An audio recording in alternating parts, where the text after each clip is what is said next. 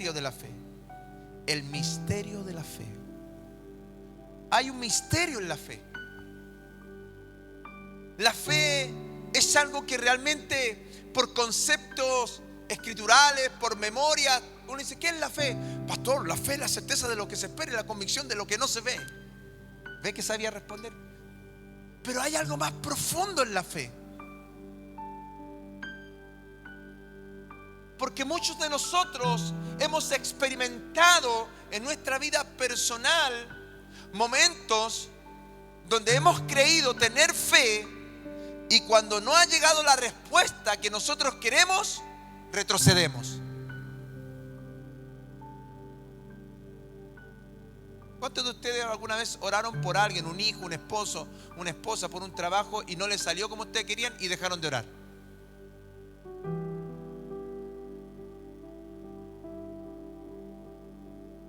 Porque como no vimos la respuesta en el tiempo que nosotros queríamos, a la manera que nosotros queríamos, a la forma que nosotros queríamos, simplemente dimos un paso al lado. Dejamos de orar. Dejamos de creer. Empezó la duda y un sinfín de situaciones, los cuales nos llevaron a detenernos en nuestro caminar en la fe. ¿Cómo funciona la fe? ¿Cuándo yo debo creer? ¿Cuándo? ¿Con quién yo debería creer? ¿A quién? ¿Para qué? ¿Por qué no? ¿Por qué sí? ¿Cuándo es una respuesta de fe? ¿Y cuándo tiene que ver con mis emociones? Es un misterio en realidad. Y pareciera que fuera un misterio sin resolver. Pero quiero decirle que no todos tienen una fe real, sino que simplemente viven una vida de supersticiones. ¿Sí? Algunos han venido a la iglesia porque tienen problemas muy grandes, por lo tanto tienen la fe de que Dios puede solucionar su problema, pero una vez solucionado el problema, Dios no puede seguir viviendo en usted y usted puede volver a su vida cotidiana, normal y común que usted tenía.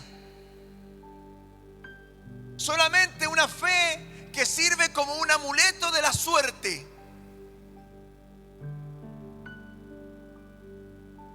Una fe que solamente aparece en tiempos de aflicción, en tiempos de conflictos, en tiempos de necesidad.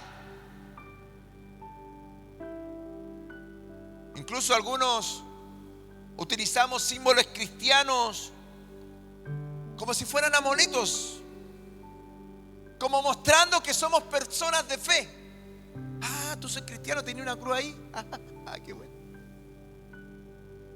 Pero yo me he encontrado con mucha gente que no es cristiana e incluso tiene su tatuaje que dice fe. Conozco un chico que tiene un 777 acá, pero como cristiano no tiene nada. Y creemos que de esa manera mostramos que somos personas de fe.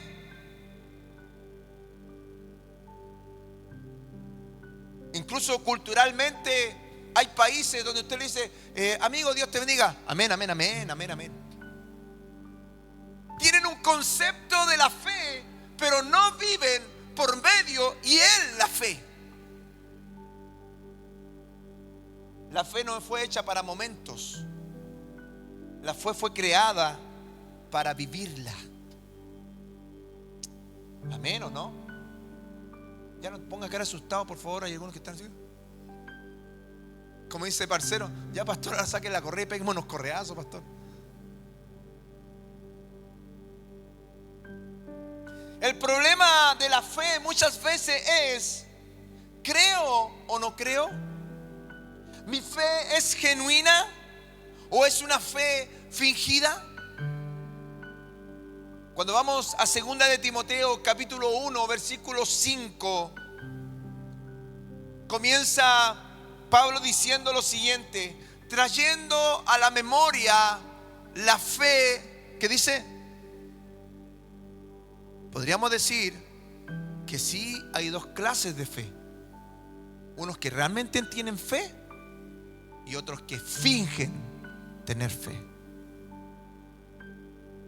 Que hay en ti, la cual habitó primero en tu abuela Loida y en tu madre Eunice. Y estoy seguro que en ti también.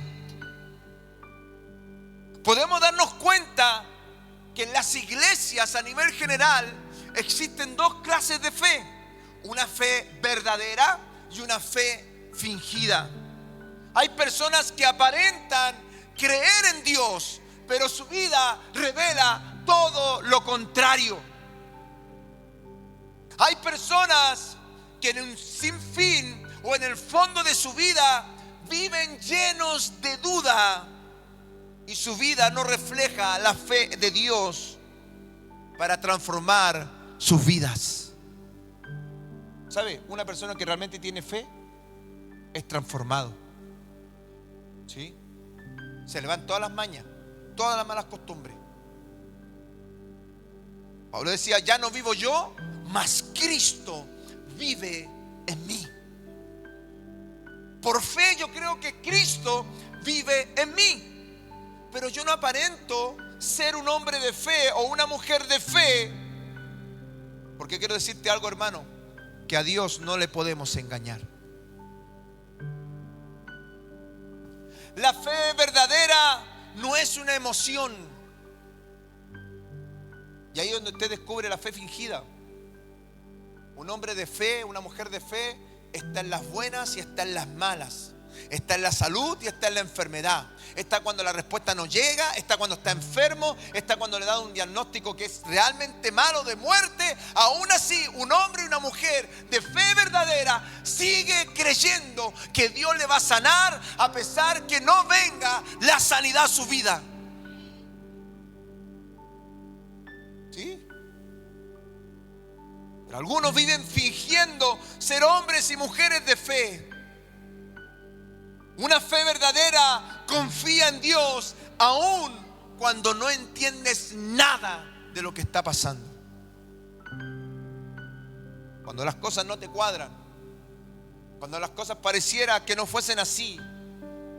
Cuando uno vive una fe verdadera, uno camina en la fe, porque nuestra mirada no está puesta en las cosas de la tierra, sino que está puesta en las cosas de allá arriba. Cuando yo en mi vida, yo pongo mi vida al servicio del Señor y yo veo a Cristo, yo no veo las problemáticas que están aquí en la tierra, porque sabe, en el mundo tendremos aflicciones, mas dice: confiad, yo he vencido al mundo. Fe, el misterio de la fe. Santiago capítulo 2, versículo 14 al 17 comienza diciendo: hermanos míos, ¿de qué aprovechará si alguno dice que tiene fe y no tiene obras? ¿De qué sirve decir que soy un hombre y una mujer de fe si no tengo una acción?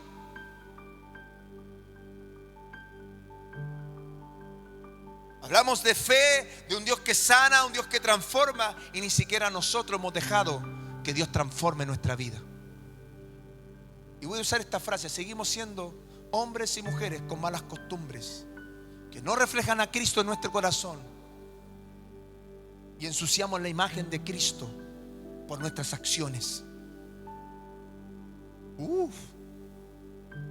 Estamos hablando del misterio de la fe. ¿Usted quiere conocer la fe? Sí, vamos a meternos en la fe. Dice: si tiene fe y no tiene obras, ¿podrá la fe salvarle? Continuamos. Y si un hermano o una hermana están desnudos y tienen necesidad del mantenimiento de cada día, continuamos, y alguno de vosotros le dice: id en paz, calentaos y saciaos, pero no les dais las cosas que son necesarias para el cuerpo, ¿de qué aprovecha? Así también la fe, si no tiene obras, está muerta en sí misma. ¿Usted quiere que Dios lo cambie? ¿Usted quiere que Dios lo sane? ¿Usted quiere que Dios lo restaure? Bueno, deje ir a los lugares donde usted sabe que usted va a caer en pecado. Deje de tener esas conversaciones que no edifican tu vida. Deja de seguir pensando de una manera en la cual lo único que ha hecho es retroceder tu vida. Porque la fe sin una acción está muerta, hermano.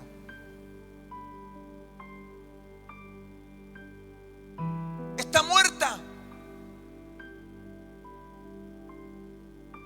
Tenemos que ser una iglesia que camine en fe. Hoy pensé que iban a gritar. Bueno, dejamos la prédica hasta aquí nomás. Muchas gracias.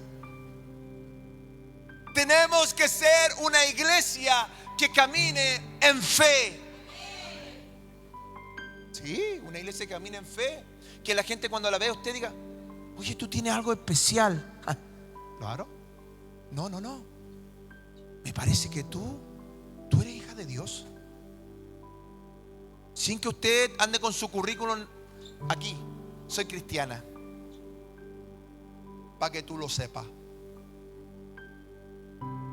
No, sino que tu mirada, tus gestos, tu forma de reaccionar, tu forma de mirar, tu forma de escuchar, tu forma de hablar, hablan de Cristo. Sí. La fe es importante en la vida del creyente. Podemos ver que en toda la Biblia aparece constantemente creer en Dios y creerle a Dios. Porque una cosa es creer que Dios existe y otra es muy distinta, es creer lo que Él dijo. Son dos cosas muy distintas, muy diferentes. Y lo podemos ver aquí. Vamos a indagar un poquito para poder entender esta hermosa palabra del Señor. Vamos a Lucas capítulo 1, versículo 34 al 38. Dice así: entonces María dijo al ángel: ¿cómo será esto? Pues no conozco varón. Respondiendo el ángel le dijo: y el Espíritu Santo, diga conmigo esto, ¿quién? El Espíritu Santo vendrá sobre ti y el poder del Altísimo te cubrirá con su sombra, por lo cual también el santo ser que nacerá será llamado Hijo de Dios. Continuamos. Y he aquí que tu pariente Elizabeth, ella también ha concebido un hijo en su vejez, y este es el 6º mes para ella. Lo que llamaban, ¿cómo la llamaban a Elizabeth? La estéril. Porque nada, y digámoslo todo fuerte, porque nada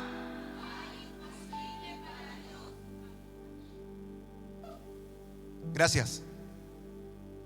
Porque nada, devolverse por favor. Yo creo que la iglesia lo crea con fe. Esta es una frase poderosa, hermano. Porque nada hay, no hay nada imposible para Dios. Gloria al Señor. Y el 38 dice: entonces María dijo: he aquí la sierva del Señor, y hágase conmigo conforme a tu palabra. Y el ángel se fue de su presencia.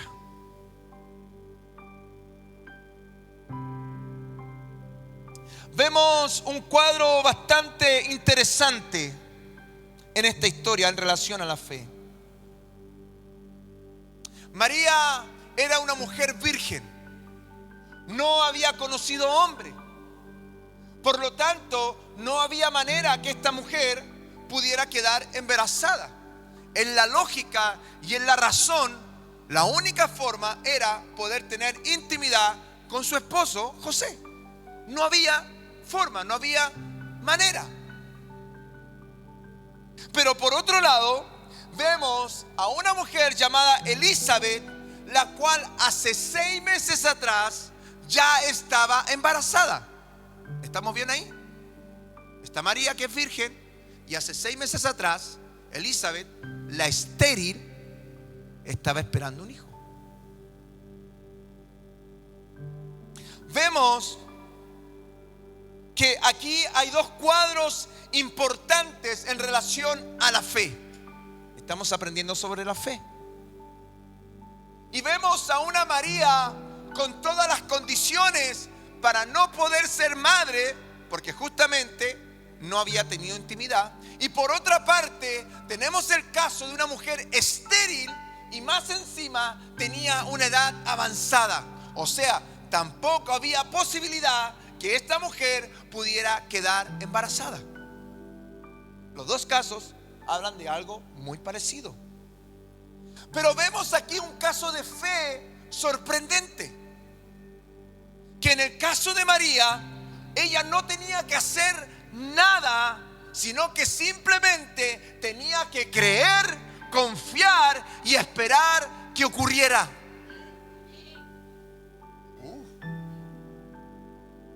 Mira, entienda esto. Que en este caso, María simplemente tenía que creer a una palabra que Dios le dijo. Tenía que confiar a una palabra que Dios le dijo. Y tenía que esperar a que ocurriera y se hiciera tangible esa palabra. ¿Y por qué nosotros nos preguntamos si Dios nos dijo algo? ¿Por qué no lo hemos vivido? Han pasado 10 años, 15 años, 20 años y todavía no veo lo que Dios me dijo. ¿Qué pasó con la fe ahí? Bueno, ahora lo vamos a aprender. María, ella no tenía que ayudar a Dios. Cuando Dios declara una palabra sobre tu vida, y quiero que tú aprendas esto, Dios no necesita tu ayuda. Pero las veces que Dios nos ha dicho que va a hacer algo con nosotros y nosotros queremos ayudarle y adelantarle y hacerlo a nuestra manera, terminamos lamentablemente bajoneados, defraudados, entristecidos, porque quisimos ayudar a Dios donde Dios no te pidió ayuda.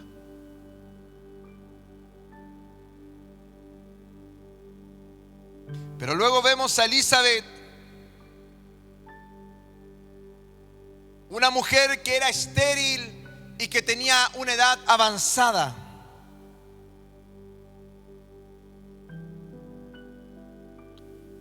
Elizabeth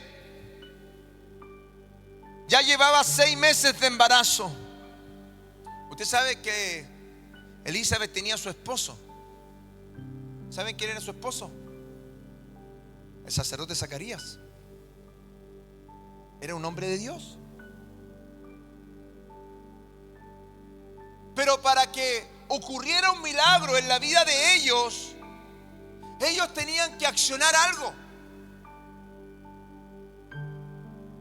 Ellos como matrimonio tenían que tener intimidad. El milagro ocurre desde otra forma y desde otra manera. En el caso de María, tenía que creer y tenía que esperar. Pero en el caso de Elizabeth, tenía que accionar.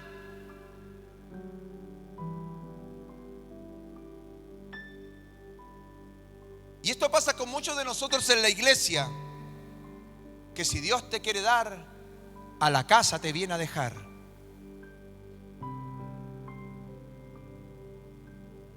Y esperamos que ocurra un milagro donde debemos actuar y creer en ese milagro. Incluso en Lucas capítulo 1, versículo 18, pasa algo súper importante ahí. Dijo Zacarías al ángel: ¿en qué conoceré esto? Porque yo soy viejo y mi mujer es de edad avanzada. Aquí era un milagro súper distinto. En María iba a ser un milagro sobrenatural por obra del Espíritu Santo. Pero en Elizabeth, Dios debía volverla una mujer fértil.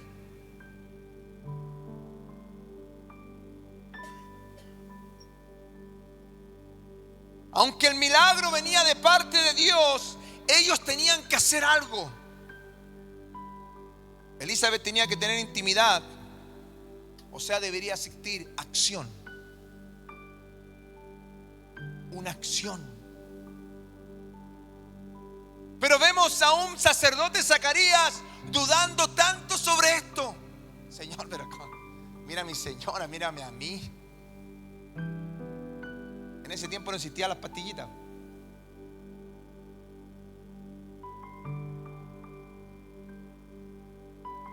¿No? No existían. Ya él había dado, yo creo que por vencido, un intento a poder ser padres. Incluso aquí hay algo súper importante en relación al poder de las palabras. Y es algo que constantemente también Dios nos ha estado ministrando. ¿En qué hablamos? ¿En qué decimos? Nosotros somos el resultado de nuestras propias palabras. Si yo digo que soy hijo de Dios, si yo declaro que Dios es mi Padre, si yo digo que soy hijo del Rey de Reyes, del Señor de Señores, si yo digo que soy el hijo de aquel que es el dueño del oro y de la plata, donde yo voy, las puertas se abren. Pero si yo tengo la mente de decir, muy caro, mucho tiempo, no se puede, no, esto ya fue, no, esto es muy loco, muy arriesgado, qué poco prudente.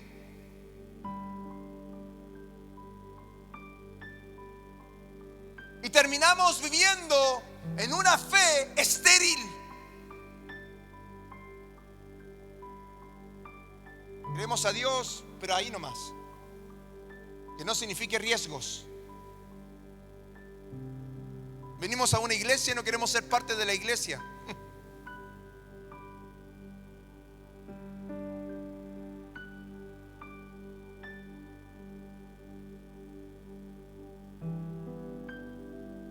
Si Dios dijo que haría algo contigo, espera. Y si Dios te dijo que te movieras, muévete. ¿Se entiende?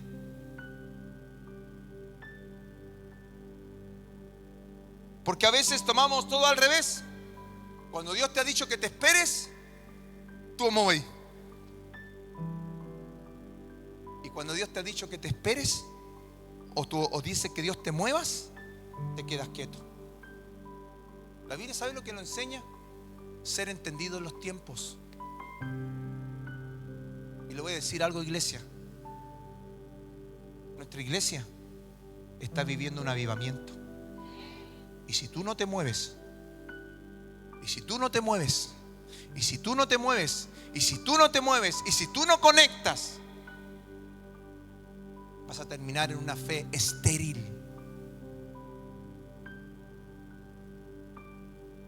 Porque Dios dijo que no iba a bendecir. Mi mamá estuvo embarazada y una mujer le dijo, ahí en el vientre viene un hombre de Dios. A los 14 años fuimos a un congreso de jóvenes nacional y vino un pastor de Viña del Mar, nos llamó a mí y a mi hermano, nos tomó la mano y dijo, ustedes son hombres de Dios. Pero Richita se seguía portando mal. A los 17 años, nuevamente Dios me empieza a hablar y me dice, tú vas a ser un hombre de Dios, Dios te va a usar, bla, bla, bla, bla, bla. Y yo, amén, amén. Pero Richita seguía portándose mal. A los 40 años acepté el desafío de ser pastor de una iglesia.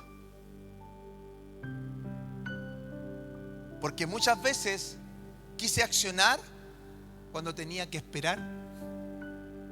Y muchas veces tenía que esperar, me puse a esperar cuando tenía que accionar. ¿Y eso sabe por qué pasa? Por una falta de conocimiento a la palabra. ¿Sí? Por eso algunos viven de emociones en el evangelio. Hacen lo que quieren, no se sujetan a sus pastores, no se sujetan a los líderes. Porque Dios lo estipuló así. No lo inventó TDF. No apareció este pastor encachado, lindo, cabro chico, PlayStation. Dios lo estipuló de esa manera, de esa forma.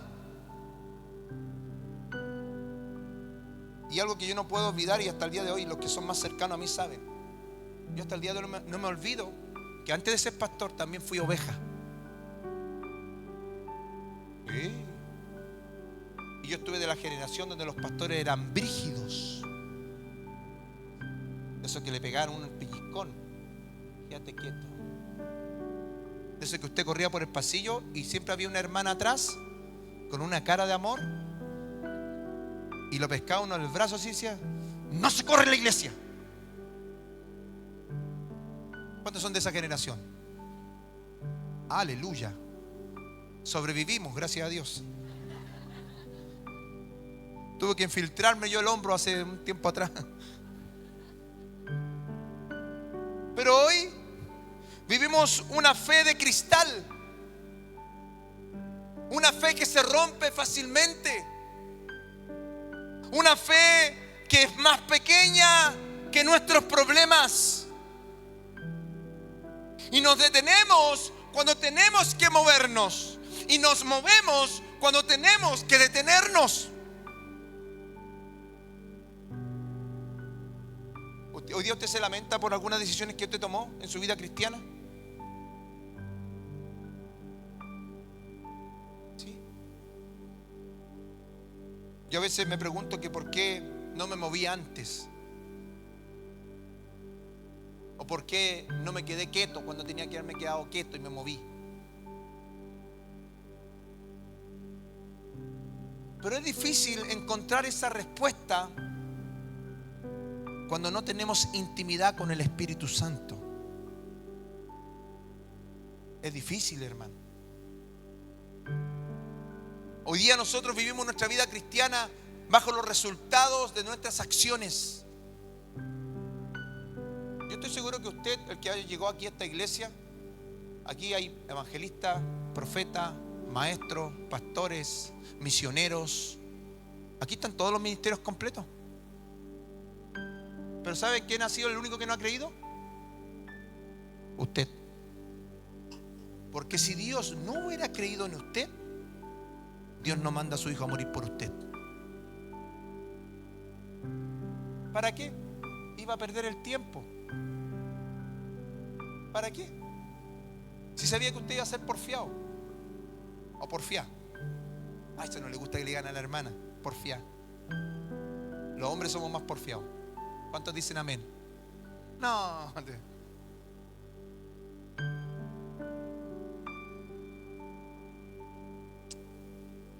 Una fe la cual nos lleva a ver a Dios desde otra perspectiva.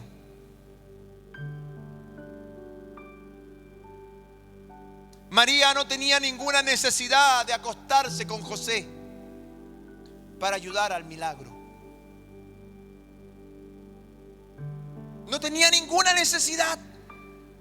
El milagro iba a ocurrir únicamente creyendo en la palabra que Dios le había dado. ¿Sí? Únicamente en esa palabra. Zacarías comenzó a dudar. Pero Señor, pero mira, estamos viejitos, estamos abuelitos. Señor, pero mira qué está pasando. Señor, pero ¿sabe lo que hizo Dios? ¿Usted ha leído la Biblia? ¿Sabe que Dios pescó a Zacarías y lo dejó mudo hasta que naciese su hijo?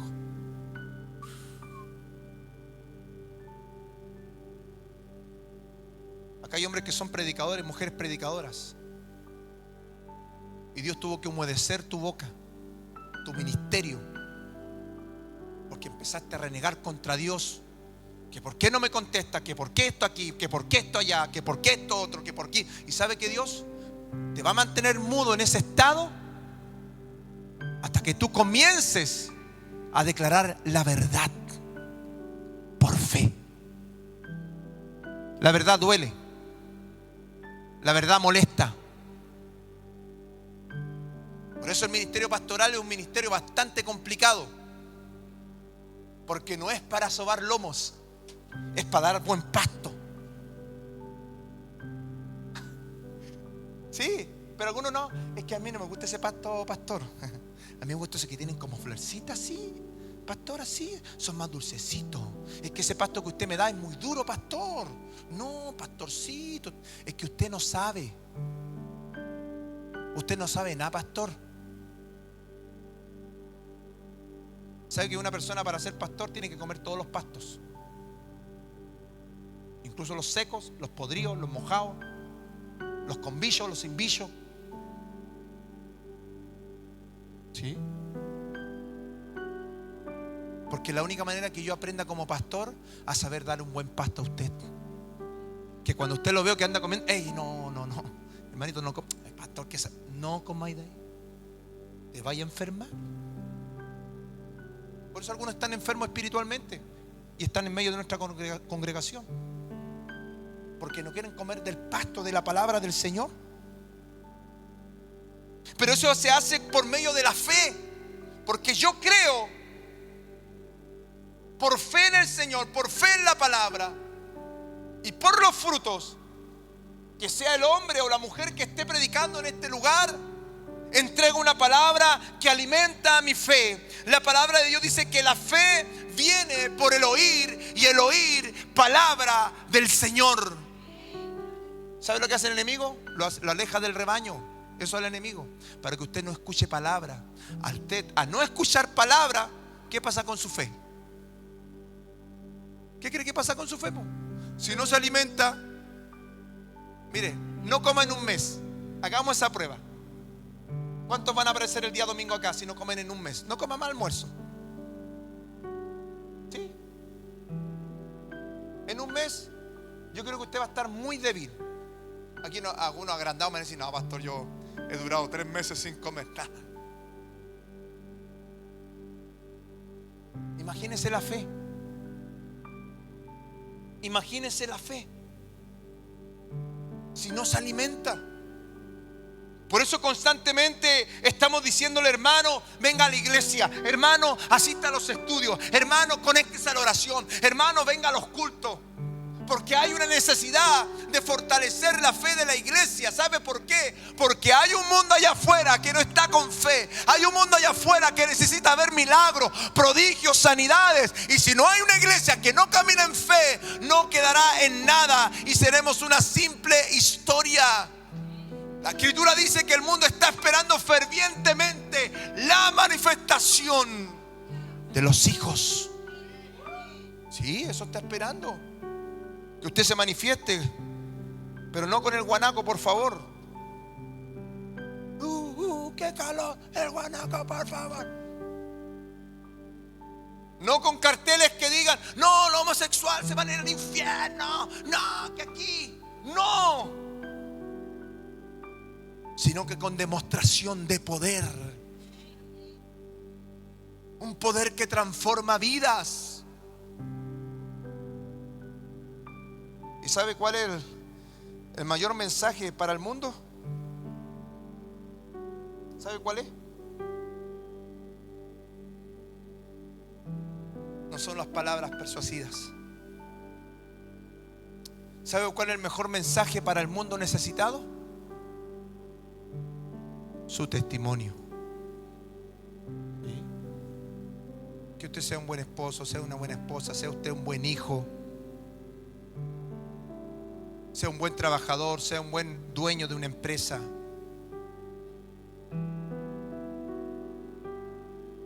Esa va a ser la única forma que el mundo pueda creer en Jesús. O solamente yo he escuchado eso cuando dicen: ¿y eso qué es cristiano? Bueno, y con algunas palabritas de regalo. Canuto mentiroso. Sí, menos mal que vaya a la iglesia. Es jefe. ¿Ya has visto? Usurero. Sin vergüenza. Y usted dirá: oye, el pastor, qué directo. Pero eso pasa. Eso sucede. Eso lo escuchamos. Que nos hagamos los desentendidos es otra cosa. No podemos seguir viviendo una fe fingida. Necesitamos accionar Para que ocurra un milagro, debemos aprender dos cosas importantes. Hay milagros donde solo debes esperar, y hay milagros donde debes levantarte y actuar. Pero en los dos casos no hay nada imposible para Dios. El milagro va a venir de una forma o de otra manera, porque no hay nada imposible para Dios. Hay milagros que sí vamos a tener que esperar y va a ser angustiante. Y hay otros milagros que vamos a tener que empezar a dar pasos de fe, porque no hay nada imposible para Dios. Debemos aprender a esperar en Dios. Mateo 19, del 23 al 30 dice lo siguiente: Entonces Jesús dijo a sus discípulos: de cierto os digo que difícilmente entrará un rico en el reino de los cielos. Continuamos. Y otra vez os digo que es más fácil pasar un camello por el ojo de una aguja que entrar un rico en el reino de Dios. No es que los ricos no se van a ir al cielo. Si hay alguien aquí rico, pero nos referimos a dinero, por favor. Los narcisistas, egocéntricos, bájenle una. Algunos tienen que rico el tiro así. Empezaron a mirar así como. No se refiere a eso. Y mire, vamos al 25. Dice: sus discípulos oyendo esto. ¿Quién escuchó eso? Ya, pero conmigo por favor, no balbucee. Yo sé que tiene hambre, pero aliméntese de la palabra. Dice: sus discípulos oyendo esto se asombraron en gran manera, diciendo: ¿quién pues podrá ser salvo? Continuamos. Mirándolo Jesús le dijo: para los hombres esto es, mas para Dios, gloria al Señor.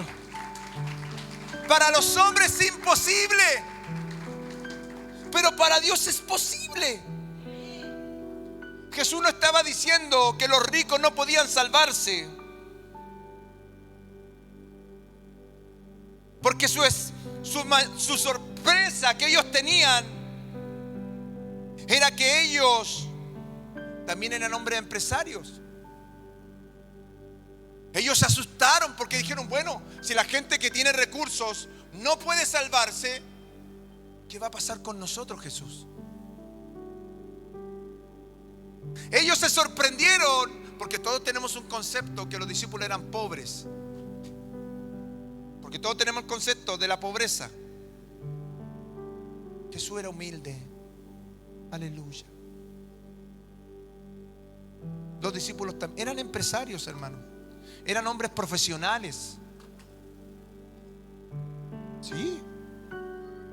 Lo que Jesús estaba enseñando en esto era: no te confíes de tus empresas, no te confíes de tus embarcaciones, no te confíes de tus posiciones, no te confíes de tus recursos. Debes confiar en Dios, porque si Dios puede bendecirte económicamente, eso no puede significar que tú puedas ser salvo. La economía no te va a salvar, porque somos salvos por gracia del Señor. Y no estoy llamando a que todos se salgan del trabajo, no. Sino que el llamado es para poder entender que lo único que puede transformar nuestra vida no son nuestras finanzas, no son nuestros títulos, no son nuestros años de experiencia. Simplemente es la fe verdadera en Dios.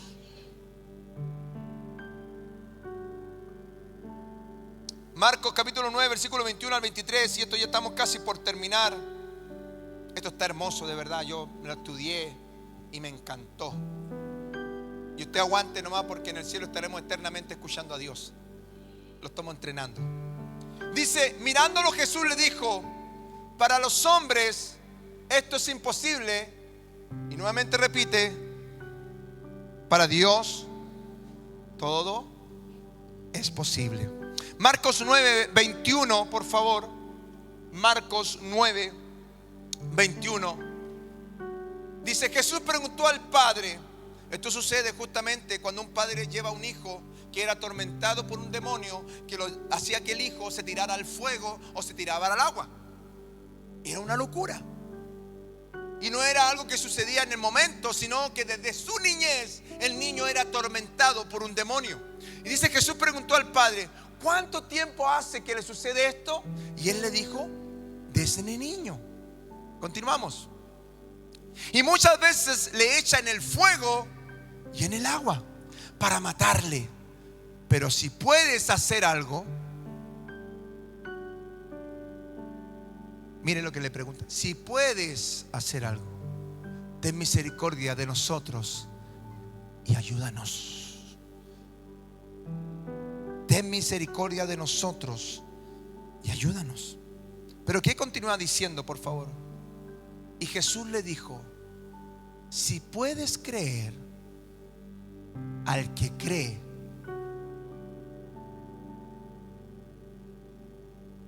No sé si usted está siguiendo esto. Llega un padre preocupado por un hijo. No sabía qué hacer porque este niño era atormentado desde su niñez. El padre llevaba años sufriendo por su hijo. Imagínense ese temor constante de saber que en algún momento el hijo iba a morir quemado, iba a morir ahogado. O sea, ese padre ya no tenía vida, hermano. No tenía vida. Porque en cualquier momento podía encontrar a su hijo calcinado o ahogado en un río. Pero Jesús le dice: si puedes hacer algo, ¿tú podrías ayudarme? Pero si tú puedes hacer algo, yo te puedo ayudar. Pero si tú puedes hacer algo, Dios te puede sanar, iglesia, pero tú tienes que hacer algo. No sé caso está entendiendo esto. ¿Quieres que Dios te restaura? Mira, pero tú tienes que hacer algo. ¿Quieres que Dios te bendiga? Tú tienes que hacer algo. Esto no va a venir así por algo de magia. No. Jesús le dice: sí puedes hacer algo. ¿Sabe? Porque sus discípulos no habían podido liberar a este niño. Lea la escritura. Los discípulos hicieron de todo. Con cilantro, perejil, le hicieron en forma de cruz, le tiraron aceite. Algunos se pusieron a quemar azúcar ruda. Yo lo que estoy hablando, yo sé que varios lo han hecho. Sí, se ríe porque sabe que usted lo ha hecho.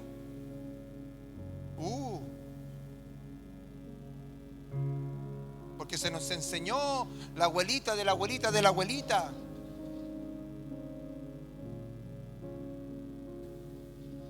Jesús le dice: si puedes creer, has hecho de todo. Pero si tú puedes creer, la Biblia dice: al que cree, todo le es posible. Todo le es posible. Y cuando tú vas a Mateo capítulo 17, versículo 21, habla y dice: pero este género no sale sino con oración. Por muchos años hemos entendido esto, que para expulsar demonios hay que ayunar y orar. Pero Jesús no se estaba refiriendo a eso. Disculpe que le diga esto.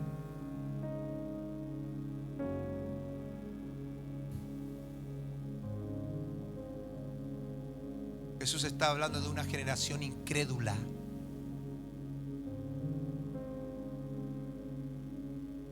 Si a ti te cuesta tanto creer en Dios, Dios entregó el antídoto. para la incredulidad. ¿Sabe cómo sale la incredulidad? Con ayuno y oración. Todos dejábamos de comer para reprender un endemoniado, claro. Íbamos todos debiluchos físicamente, el demonio nos pescaba, nos tiraba por allá, entre 7 hermanos agarrando al endemoniado. Pero nunca Jesús se refirió a esto. Jesús estaba hablando sobre la incredulidad. Llevamos años y años en una iglesia viviendo instancias de incredulidad. No, yo creo que Dios ya no me va a cambiar. No, yo creo que Dios ya no me va a responder. No, yo creo que Dios ya no me escucha. No, yo para qué voy a seguir en la iglesia. Yo mejor me aparto. La iglesia es mala, el pastor es malo, este aquí es malo. ¿Sabe? Esa incredulidad, la única manera que salga de tu vida es con ayuno y oración. La única manera. Y tome atención a la palabra. Jesús le dijo: generación incrédula. En medio de las iglesias hay una generación que cree y hay una generación que no cree.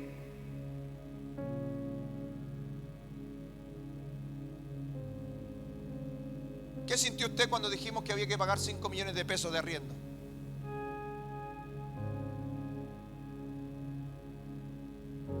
¿Qué sintió usted?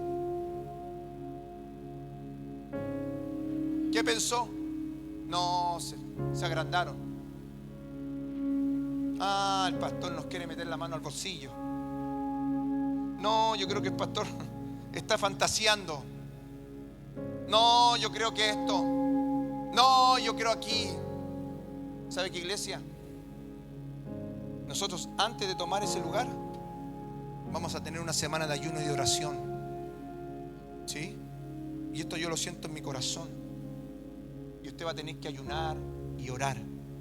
¿Quiere ver milagros? Amén. ¿Quiere ver milagros? Diga amén, iglesia, diga amén. Sí, si va a aplaudir, apláudele al Señor. Él es digno de toda gloria, de toda honra, de toda alabanza.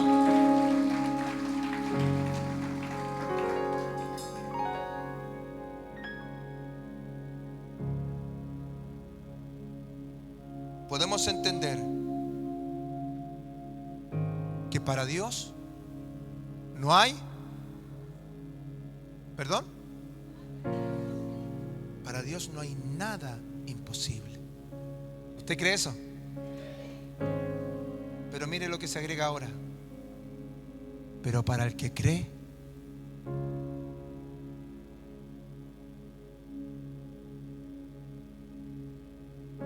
para Dios no hay nada imposible. Pero para el que cree,